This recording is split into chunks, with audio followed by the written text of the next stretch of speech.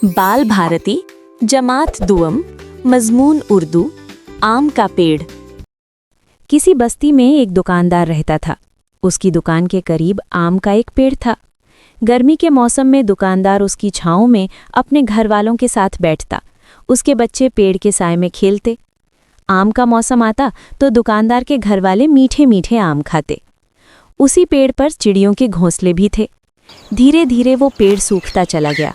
अब जब दुकानदार दोपहर में आराम के लिए बिस्तर पर लेटता तो चिड़ियों की चहचहाहट से उसे नींद नहीं आती।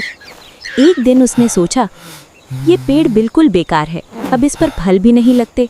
चिड़ियों का शोर अलग मेरी नींद खराब करता है, इसे तो काट देना ही बेहतर है।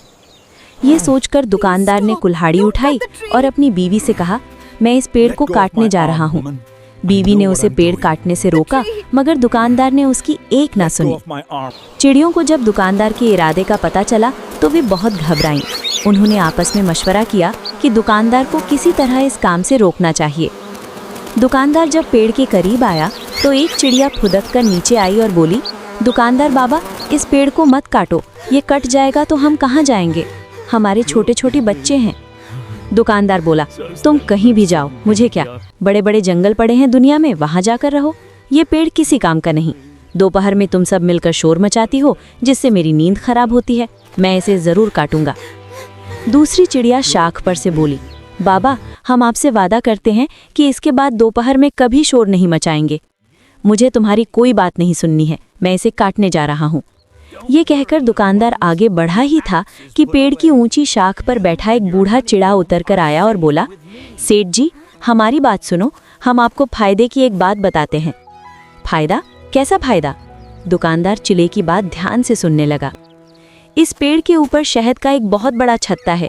अगर तुम उसे उतरवा लो और बेच दो तो बहुत से रुपए तुम्हें मिल जाएंगे। आगे भी शहद की मक्खियां छत्ता बनाती रहेंगी, तुम्हें फायदा होता रहेगा। चिड़े की ये बात दुकानदार की समझ में आ गई।